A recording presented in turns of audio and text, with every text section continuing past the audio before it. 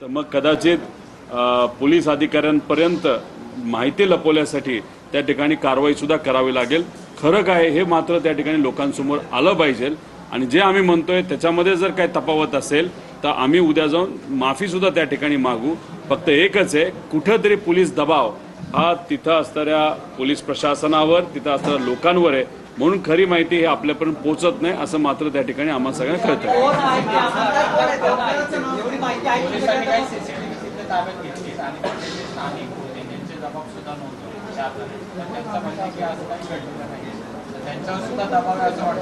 नाही, कुठे ना कुठेतरी सत्तेतल्या लोकांचा दबाव त्यांच्यावर असू शकतो, याच्यामध्ये खोलात आपल्याला जावंच लागेल आणि त्याच्याबरोबर एक खूप काळ दाबून ठेवता येत नसतं, त्याबद्दलची माहिती आपल्याला कळते। आम्हाला असं कळतं की जे केंद्र त्या ठिकाणी होतं त्यांच्यावर सुद्धा एक दबाव आहे की त्या महिलेली, त्या मुलीली आणि इतर ज्या महिला त्या ठिकाणी उपस्थित होत्या त्यांनी कुठेही काही बोललं नाही पाहिजे, अशा पद्धतीचा कुठं ना कुठेतरी दबाव तिथं आहे। त्यामुळे आम्ही सुद्धा आमच्या लेवलची नाही तर आमच्याकडनं माहिती काढण्याचा तिथं प्रयत्न करत आहोत। ती माहिती जशी आमच्याकडे येईल त्या पुराव्यासकट आम्ही ती माहिती आम्ही आपल्यापर्यंत पोहोचू असं आपल्या सर्वांना आश्वासित करतो। पहिला व्हिडिओ जो होता माणिकराव कोकाटेंचा, त्याला त्यांच्या संदर्भात प्रश्न आहे। एकतर ते राजीनामा देणार नाही तसं स्पष्ट झाले। आता एक माहिती अशी मिळते की तटकरे आणि अजितदादांमध्ये चर्चा झाली आहे, त्यांचं खातं बदलण्यात येईल पण राजीनामा काही घेतला जाणार नाही असं देखील समोर येते।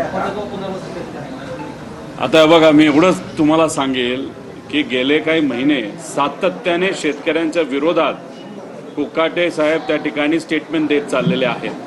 त्याच्याचबरोबर आमच्या सगळ्यांचा ठीक आहे, पत्ते खेळता नाही खेळत, तुम्ही घरी खेळा, कुठेही खेळा, पण विधिमंडळामध्ये तुम्ही तिथं उपस्थित असताना, तुम्ही मंत्री असताना तुमच्यावर एक जबाबदारी आहे। ती जबाबदारी प्रत्येक शेतकऱ्याची आहे, कष्टकऱ्याची आहे।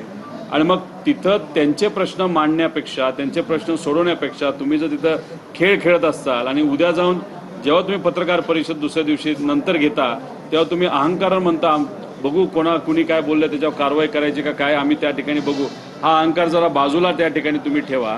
तुम्ही शेतकऱ्याला भिकारी म्हणलात, तुम्ही सरकारला भिकारी म्हणलेला आहात, त्यामुळे जे काय तुम्ही केलेलं आहे त्याच्यावर तुम्हाला राजीनामा हा द्यावाच लागेल। तुमचे नेते या बाबतीत काय करतात हे मात्र त्या ठिकाणी बघावं लागेल।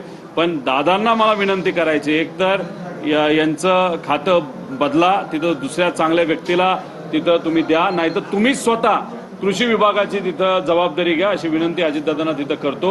पण ही व्यक्ती त्या विभागामध्ये त्या विभागाचा प्रमुख म्हणून राहिल्यामुळे शेतकऱ्याचं मात्र मोठ्या प्रमाणात नुकसान आज होत आहे।